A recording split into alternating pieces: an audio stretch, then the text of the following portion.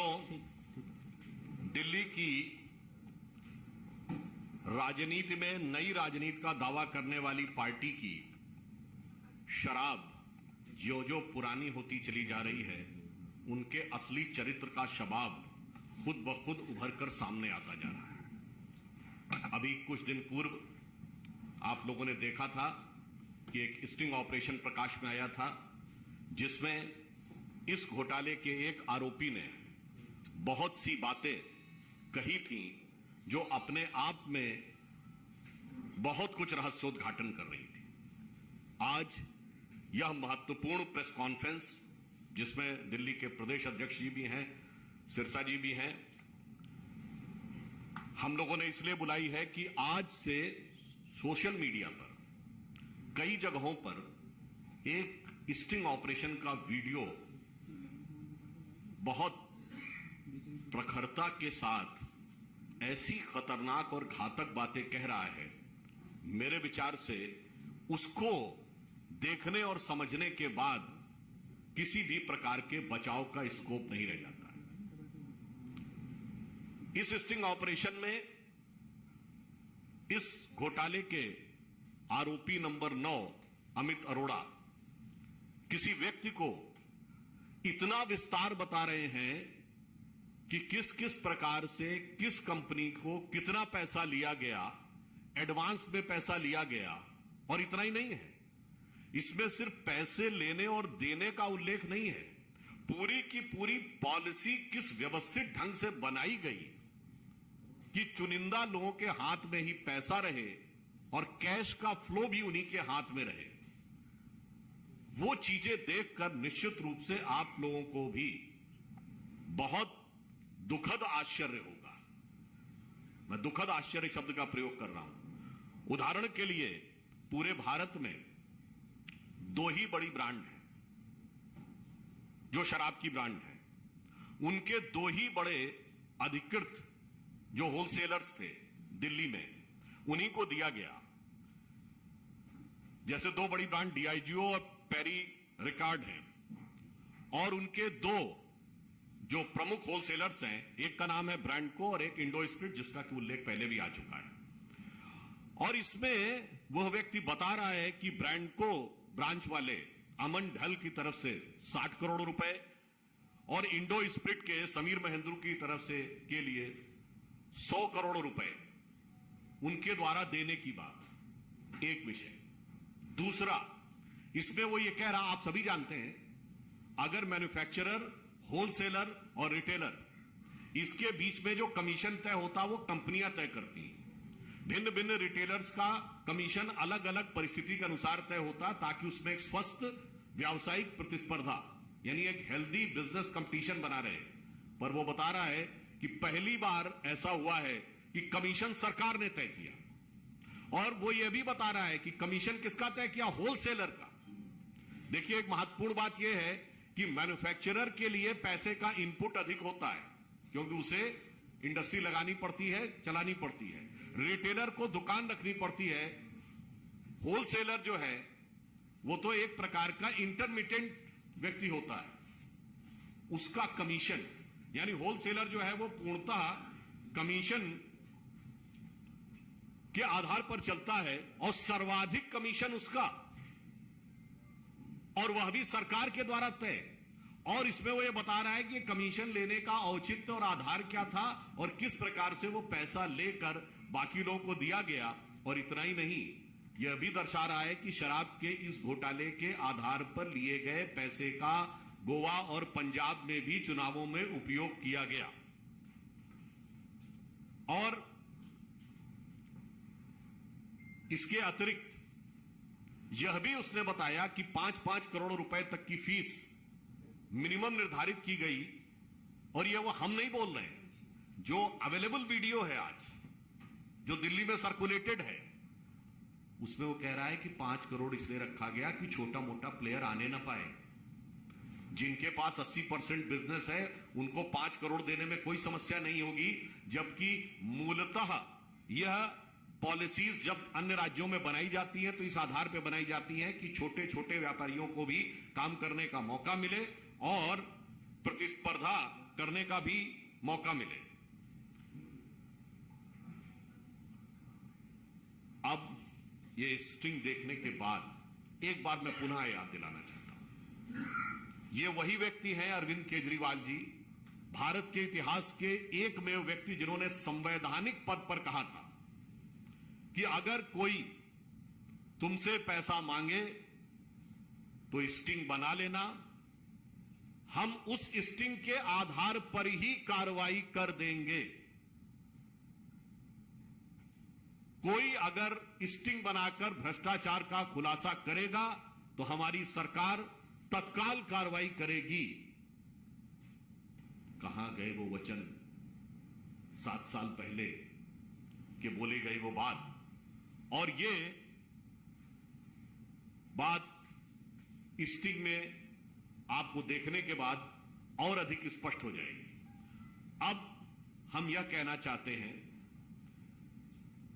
कि स्टिंग होने की जो कुछ चीजें पब्लिक डोमेन में है, यह भारतीय जनता पार्टी नहीं कह रही है, यह पब्लिक डोमेन में, हम तो सवाल पूछ रहे हैं कि जब इस प्रकार की नीतिगत बातें उभर कर सामने आई, नंबर 2 पॉलिसी आपने विड्रॉ की, नंबर 3 उसके बावजूद आपने उसका समर्थन किया, नंबर 4 पहली स्टिंग पे कोई कार्रवाई नहीं की, नंबर 5 आपने उसके बाद स्टिंग पर कोई कार्रवाई नहीं की है, और आपके आंदोलन के पितृ पुरुष अन्ना जी भी इस पर आपके बारे में लिख चुके हैं। पर मेरा मानना है कितना चरित्र बदलता चला जाता है। मैं ये कहना चाहूं कि सत्ता की का जो नशा है जिसमें आज आम आदमी पार्टी सवार है, उसने उसके चरित्र को जितना बदला है, भारत की राजनीति में शायद 7-8 वर्ष के कालखंड में किसी पार्टी का इतना चरित्र बदलते हुए नहीं देखा। अब मैं अनुरोध करूंगा कि आम आदमी पार्टी के ने अपने आदमियों के लिए क्या किया है, आम आदमी पार्टी ने अपने आदमियों के लिए क्या किया है, उस सबका एक दृश्य श्रव्य चरित्र चित्रण आप लोगों के समक्ष प्रस्तुत है।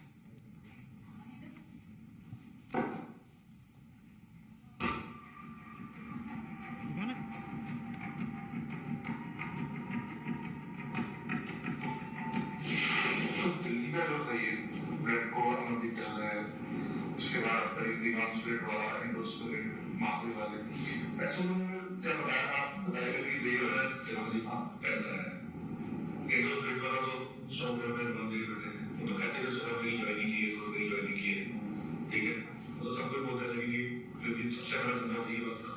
और 100 रुपए की ज्वाइनिंग में भी एक ये कि ब्लैक और वाइट करने का धंधा, तो आप 100 रुपया किसी को एडवांस में दे दो, कैश आपने मेरे बंदे कैश करा, मैंने 100 रुपये एडवांस में दे दिया, अब वापस आने में पता नहीं, ये तो कैश वाइट तो ब्लैक ही करना चाहिए, इस जो कैश है अब अगर कैश का एडवांस दे दिया, अब आपने वाइट को बता दिया, फिक्स मार्जिन दे दिया, उसके बाद हमारे 7-70 करोड़ के जो मार्केट में उसने हमें नहीं दिए 7 करोड़ सारे बोलते, क्योंकि हर आदमी बोलता था कि हमें भी धंधा दे दो, वो बोलते नहीं तुम्हें धंधा देंगे, किसी का पैसे की हिम्मत नहीं, और हमारे पास कहाँ से निकल देते, ऐसे ही मार्जिन कर वो मार्जिन करने में वैसे भी 50 करोड़ की करती मार्केट में, 50 करोड़ की इसको भी धंधा नहीं सकता, उसके बिना ऐसे ही वो दिमाग से उसका धंधा इनसे थोड़ा सा छोटा था, 30 करोड़ का, बस ये मतलब, और इसके सिवाय ये तो सिर्फ ये तो मतलब ऐसा है कि जिससे मैं बता रहा हूँ कि अगर आप एक्साइज में जाके मतलब आप भी लगे पत्थर पड़ना शुरू कर दें, हर आदमी को पता है, मतलब इसमें कुछ है ही नहीं है, मतलब इसका मतलब नॉर्मल इंफॉर्मेशन ऐसी ऐसा मतलब तो कभी सुना ही नहीं था कि ऐसा कुछ हुआ है।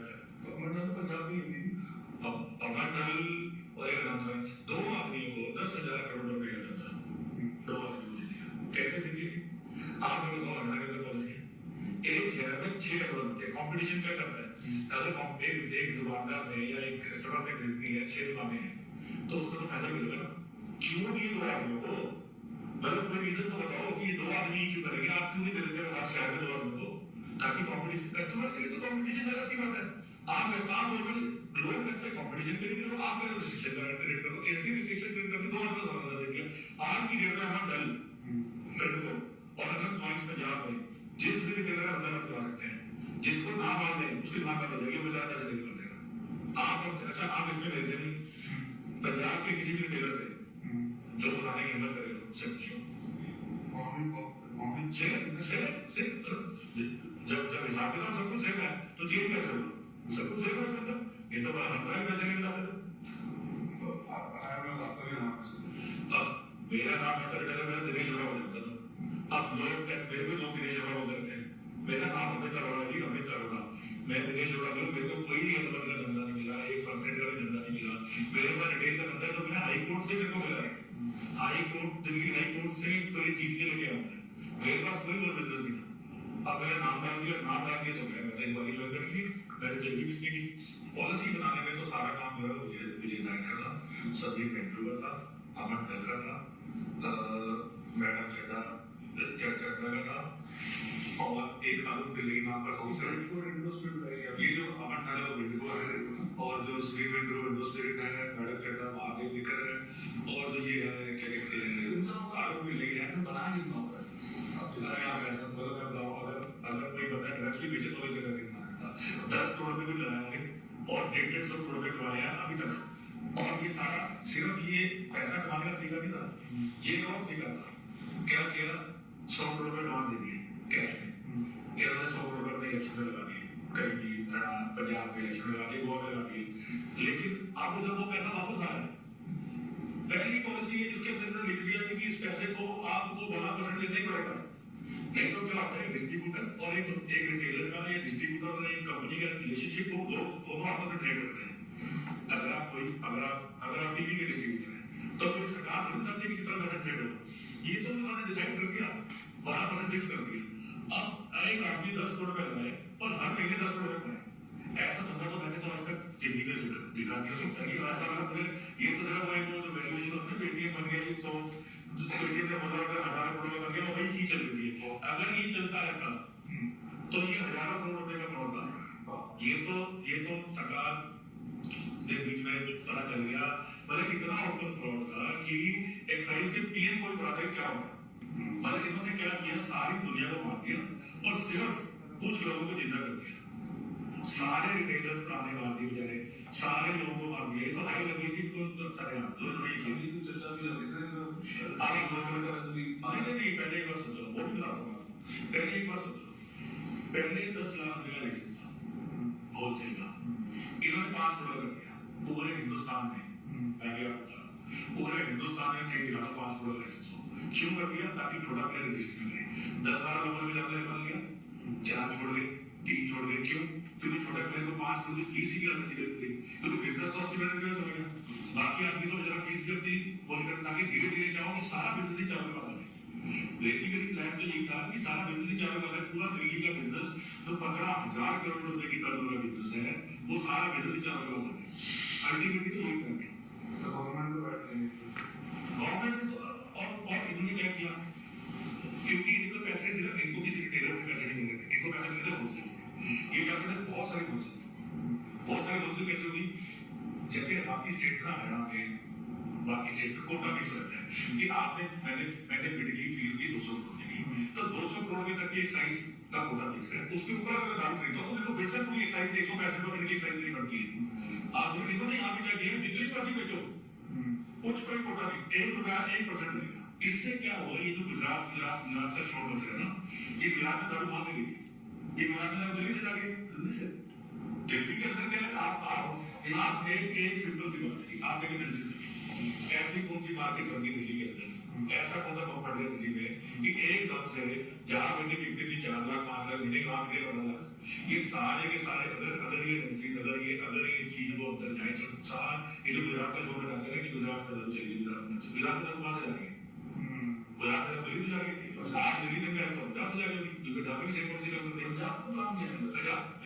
पंजाब में भी सेम, पंजाब में क्या किया, 12 का 10% बन गया, क्योंकि शोर बन गया तो 12% तो पा दिया 10 करके, बाकी तो सब कुछ सही है। लेकिन पंजाब में रिटेलर छोड़े कर दिया। आज यहाँ से जाते पंजाब से जाते, लेकिन ये जो दिल्ली को क्या करते थे, दिल्ली एक्सपोर्ट, हमारे धंधे में इसको कहते हैं एक्सपोर्ट कंपनी। इवन सारी जगह जो दिल्ली से समथिंग हो सब जगह इनको तो अपने पास ऐसे मतलब ना होलसेल में, जब कहीं से भी जाएगी इनको तो होलसेल में मिलेंगे 6%। ये जो 12% की एक थी कमीशन अपने 6% का था। ये सब इन्होंने ओबराय होटल में बैठ के लोधी होटल में बैठ के ये तो मैंने आपको नाम बताया, अरुण पिल्लई, सुनील नेहरू, अमंडल, ये मैडम चंद्रा, ये सब ने बैठ के इन्होंने पॉलिसी बनाई, ये सब ने बैठ के पॉलिसी बनाई और उसके बाद इन्होंने चेयरपर्सन का गेम खेला, सबको मार दिया। ठीक है, सारे L1 सिर्फ L1 के ऊपर पॉलिसी बनाई। सिसोदिया तो किसी ने बनाया सरकार ने दिया। अब देखो जी, सिंपल सी बात है, ये कम से कम नहीं तो 3-4 हजार करोड़ की तो ये होलसेल पे पैसे कर दे, उसके अंदर हमारे वाले भी 300-400-500 करोड़ तो बनाएंगे हो, बाकी तो उसके सिवाय क्या किया ना, इतना सब कुछ इतना मतलब कॉमन सेंस की बात है, इसमें तो कुछ है ही नहीं है।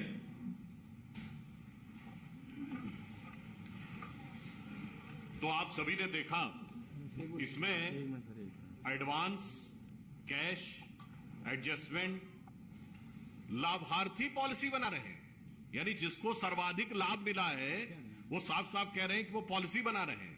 और 10,000 करोड़ रुपए तक के फ्रॉड की बात कही जा रही है। सिर्फ अब एकदम साफ हो गया है कि ये शराब, दिल्ली की आम आदमी पार्टी के घोटाले की शराब अब सिर्फ नशीली नहीं, जहरीली भी हो गई है। और वह जहर आपको बहुत साफ सामने दिखाई पड़ रहा है। ऐसे लोगों के भी नाम है जो आम आदमी पार्टी के पदाधिकारी रह चुके हैं। अब मैं इस विषय पर अनुरोध करूंगा हमारे दिल्ली प्रदेश के पार्टी के अध्यक्ष आदेश जी। आज की जो स्टिंग देखने के बाद जिस तरह से स्टिंग में जो बातें कही गई है और हमारे राष्ट्रीय प्रवक्ता आदरणीय सुधांशु जी ने जो बातें कही हैं, उससे ये बात बिल्कुल स्पष्ट हो जाती है कि केजरीवाल सरकार की एक ही है नीति, हर रस्म निभाएंगे भ्रष्टाचार की रीति। हर वो काम जो काम वो करते हैं उस हर काम में भ्रष्टाचार, करप्शन, अपने लोगों का फायदा।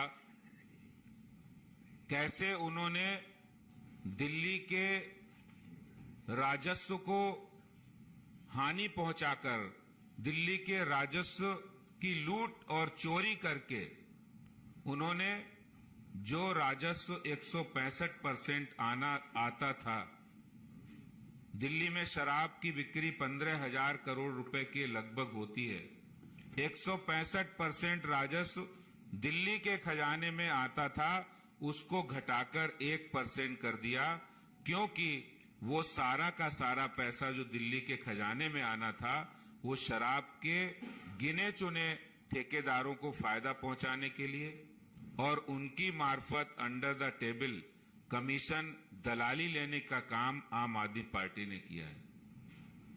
स्टिंग मास्टर का स्टिंग हो रहा है। आज पब्लिक डोमेन में दूसरा स्टिंग घूम रहा है।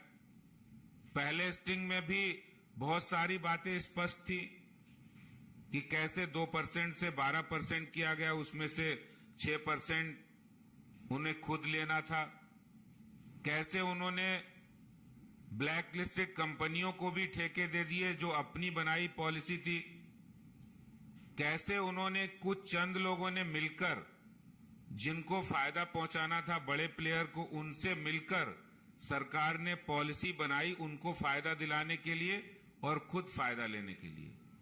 और दिल्ली ही नहीं, आम आदमी पार्टी का ये मॉडल बन गया है कि पंजाब में उनकी सरकार आई तो पंजाब में भी वही मॉडल बना दिया।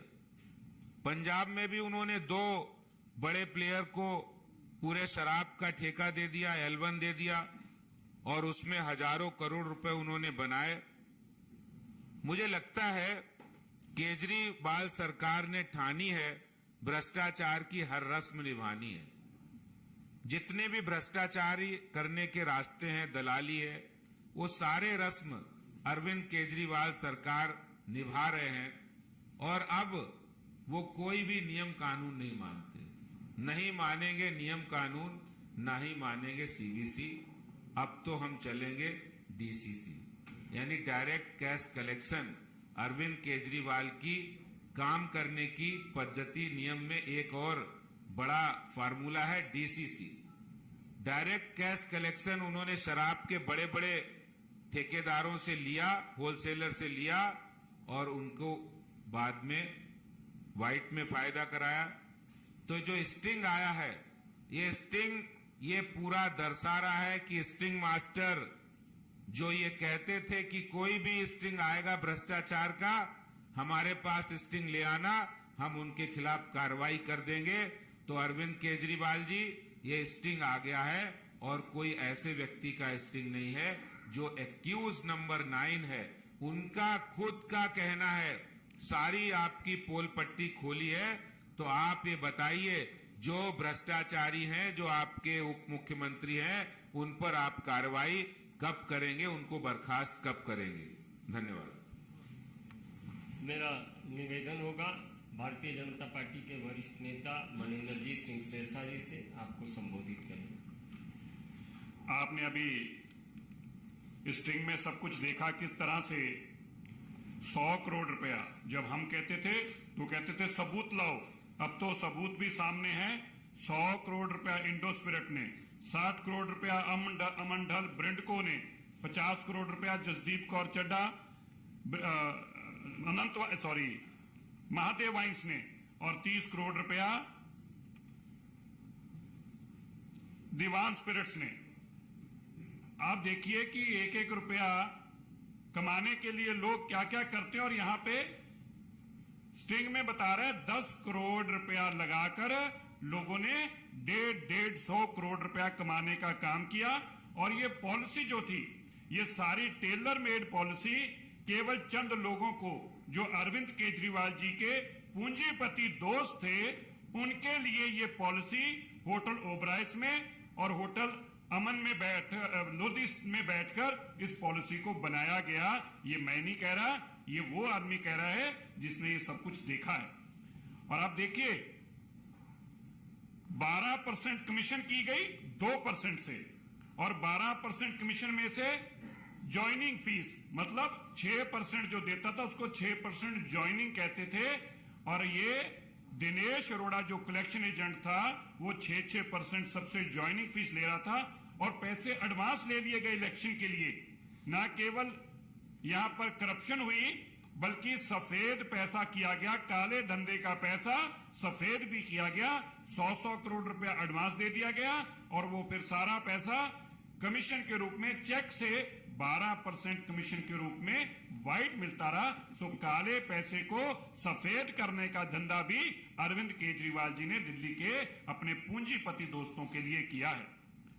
और सबसे बड़ी बात मैं आपको बताना चाहता हूं, देश भर की पॉलिसी के अंदर, एक्साइज पॉलिसी के अंदर ये मेंशन है कि जितना भी कोटा होगा, स्टेट का एक कोटा फिक्स होता है, उसको कहते हैं लिक्कर कोटा।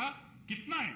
क्योंकि जितनी एक्साइज को दे रहा उतना लिक्कर कोटा होता है। यहां पे लिक्कर कोटे की इस पॉलिसी में एग्जेम्पशन दे दी गई ताकि 165% की जगह 1% ड्यूटी कर दी गई। और जो शराब की बोतल दिल्ली के ठेके पे 550 की होनी थी, वो 250, 250 रुपए की बिकी। और उससे क्या हुआ, देश भर की जो ब्लैक करने वाले लोग थे, धंधा करते थे ब्लैक का, उनको सबसे सस्ती दारू दिल्ली में मिलती थी। तो दिल्ली शराब की ब्लैक करने वालों का अड्डा बनाने का काम अरविंद केजरीवाल जी ने किया है।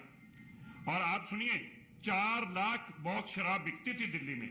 अरविंद केजरीवाल कहते थे, मनीष सिसोदिया कहते थे, ठेके नहीं खुल पाए इसलिए राजस्व में कमी आई है। ये बड़ा इंपॉर्टेंट है। ठेके ना खुलने से शराब में कमी नहीं आई। अरविंद केजरीवाल जी के दोस्त वो राजस्व उनकी जेब में एक्साइज चली गई, इसलिए दिल्ली को 3500 करोड़ को नुकसान हुआ, क्योंकि पहले 4 लाख डब्बा शराब का बिकता था। इसके मुताबिक, अमित अरोड़ा के मुताबिक 4 लाख शराब का डब्बा बिकता था, अब उसकी जगह 15 लाख शराब का डब्बा बिका है। 15 लाख, 3 गुना ज्यादा शराब बिकी, फिर भी सरकार को 3500 करोड़ रुपए का नुकसान हुआ और पूंजीपतियों को 3500 करोड़ से ज्यादा का लाभ होना है। अब आप देखिए, उसने इसमें यह भी बताया। अब देखिए स्टिंग में मुझे लगता है कि इसके बाद अरविंद केजरीवाल को मॉरली राइट नहीं रह जाएगा कुर्सी पे रहने का। क्या बोला? इतना ड्रग्स के धंधे में लाभ नहीं है। ड्रग्स, इतनी कमाई ड्रग्स में नहीं है जितनी कमाई दिल्ली की एक्साइज में अरविंद केजरीवाल के मित्रों को, दोस्तों को हुई, उतनी कमाई तो ड्रग्स में भी नहीं है। और आप यह भी सुनकर हैरान हो जाएंगे, दिल्ली का तो 15,000 करोड़ का काम दिया ही, पंजाब का इसमें आपने अगर ध्यान दिया उस स्टिंग में उसने बताया कि केवल 2 लोगों के पास, हम बहुत देर से ये बात चला चला कर कह रहे थे कि पंजाब का 10,000 करोड़ रुपए का काम 2 परिवारों के पास है। किसके पास है? अनंत वाइन्स के विजय मेहरा और तुषार मेहरा, और ब्रिंडको का अमन ढल और बरिंदर ढल। ये अरविंद केजरीवाल जी के दोस्त हैं। इन 2 लोगों के पास सारे का सारा शराब का धंधा है। और आज इस स्टिंग के बाद दूध का दूध, पानी का पानी, इनफैक्ट अगर मैं कहूं दूध का दूध और शराब की शराब सामने आ गई है। इन लोगों की सारी चोरी अब आपके सामने है। अब ये स्टिंग करने के लिए, जैसे सुधांशु जी ने अभी बताया था, अब स्टिंग मास्टर का स्टिंग हुआ है। अब आप देखिएगा अब ये क्या रोना नया रोएंगे, क्योंकि अब पकड़े गए हैं चोरी, लेकिन उसके मॉरली इनके पास अधिकार नहीं है। ना तो मनीष सिसोदिया के पास कुर्सी पर रहने का अधिकार है, ना तो अरविंद केजरीवाल के पास, क्योंकि उन्होंने संविधान की कसम खाई थी। ये बात आप याद रखिएगा, मंत्री बनने वक्त उन्होंने ये संविधान की कसम खाई थी कि जो भी चीज मेरे संज्ञान में आएगी तब तक, जब तक ऐसा बताना किसी को जरूरी नहीं होगा, मैं शेयर नहीं करूंगा।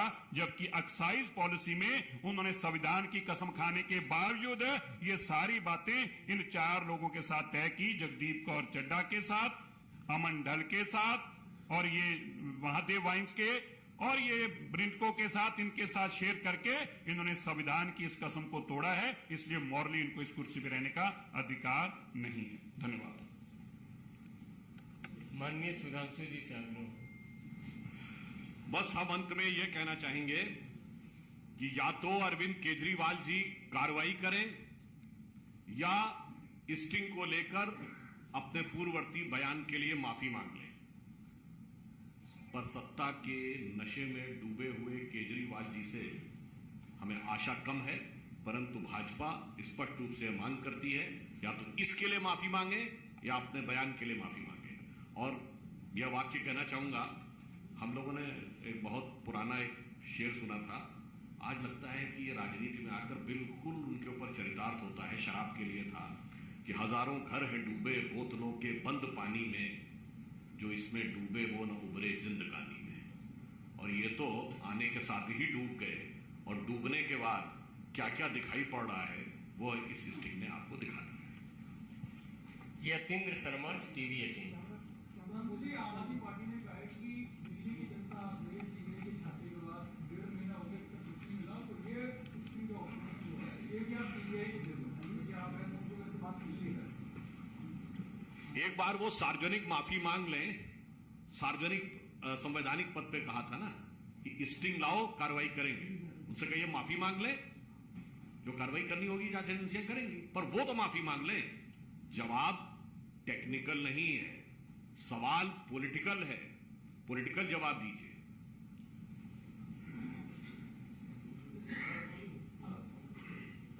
भारत 24।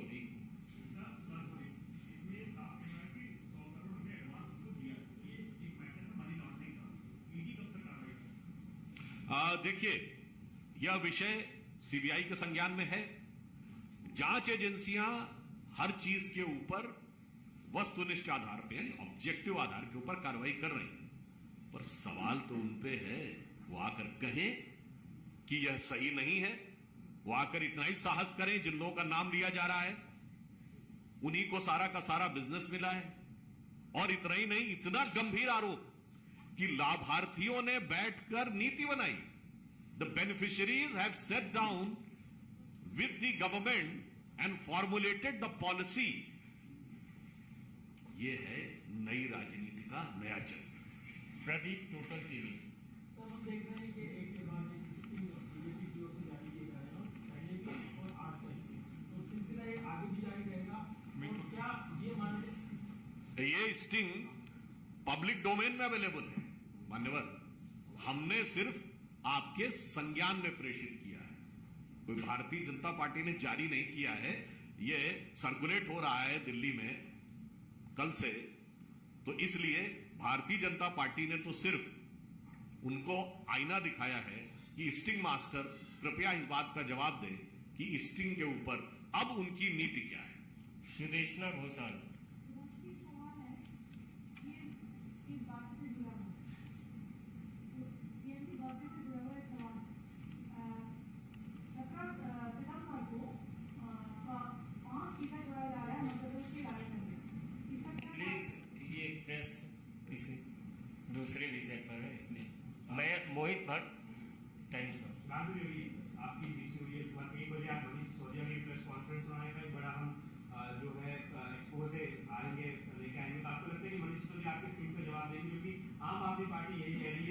एक स्टैंडर्ड जवाब जो रहा कि गुजरात में हमारा जो ग्राफ बढ़ा है, दिल्ली में बीजेपी जो पीछे रही है, उसको लेके ये सारे एलिगेशंस लगाए गए हैं। लेकिन एक्साइज पॉलिसी पे जो भी आपने पॉइंटेड सवाल पूछे उनके जवाब अब तक नहीं आए। देखिए, भारतीय जनता पार्टी आज तक पॉइंटेड सवाल पूछती रही है, बिंदुवार प्रश्न पूछती रही, पर जो आपने कहा उनका एक स्टैंडर्ड जवाब रहा है। वो स्टैंडर्ड जवाब रहा ये है कि मुझे उस सीट का जवाब नहीं देना है। जैसे मैं मतलब ऑन द लाइटर नोट कहूं, वो एक पुरानी फिल्म थी ना अमिताभ बच्चन की सत्ते पे सत्ता, जिसमें ज्यादा शराब पी के जब बैठ जाता है तो कोई भी सवाल पूछा जाए तो कहता है नहीं मैं नहीं पीना चाहता था, 4 दोस्तों ने बैठा लिया, उसका मेरा छोटा भाई है वो बहुत स्ट्रांग है, फैट मारता दीवार में होल हो जाता है, और उसके बाद फिर वही बात रिपीट करता है। थोड़ी देर बाद फिर उससे सवाल पूछा जाता है तो वही बात रिपीट करता है। तो उनका स्टैंडर्ड जवाब यह है कि शराब की पॉलिसी पर जवाब नहीं देना है, और हमें आशा ही नहीं पूर्ण विश्वास है कि आज भी जब आप बात करेंगे तो संभावना इस बात की प्रबल है कि वो शराब के बिंदुवार मुद्दों पर, शराब घोटाले पर जवाब न देकर फिर कहीं अन्यत्र यत्र तत्र सर्वत्र घुमाने का प्रयास करेंगे। Harsha, Republic TV.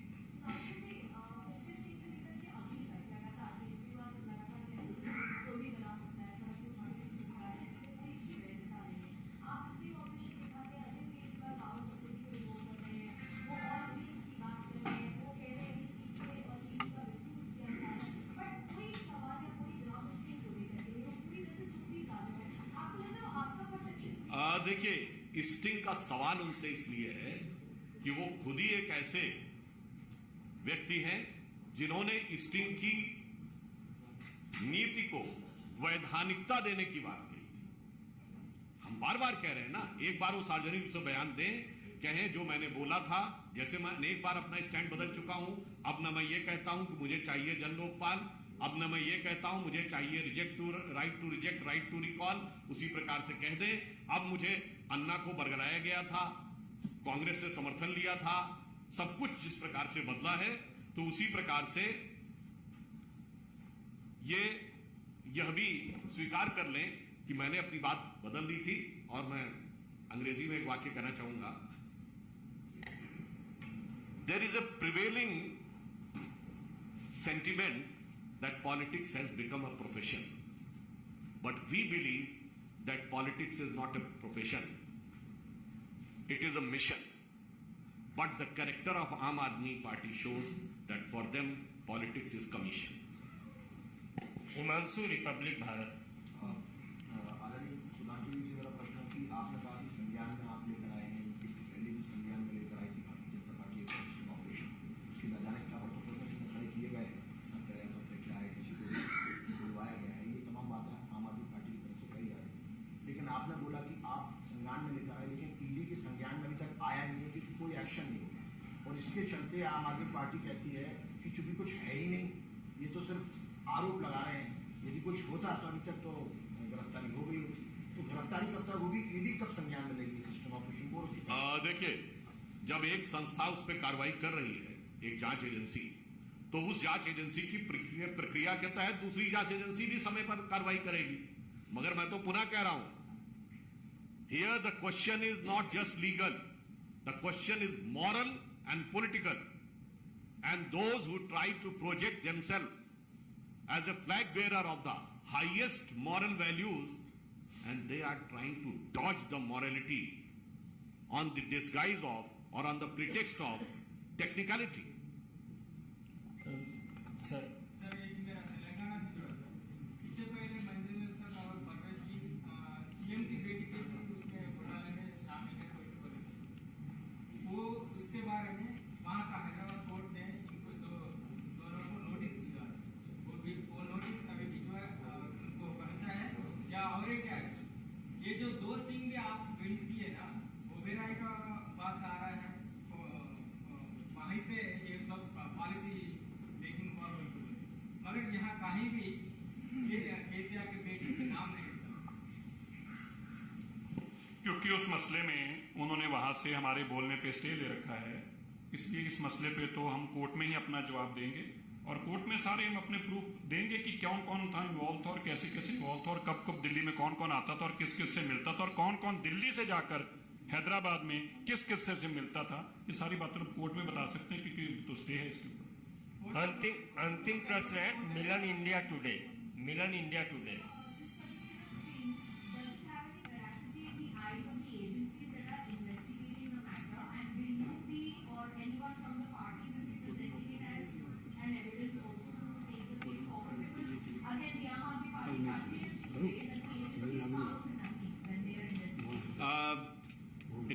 think a similar type of question which has been asked by previous journalists also.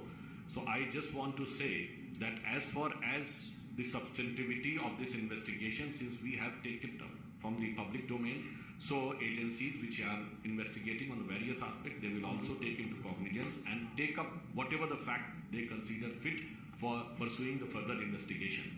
But again, I am saying, as far as Aam Aadmi Party is concerned, such a serious moral turpitude issues have been raised. At least they can come and say that those who are the biggest beneficiary of this scam, we have never interacted with them. And they are not having any role in the making of the policy.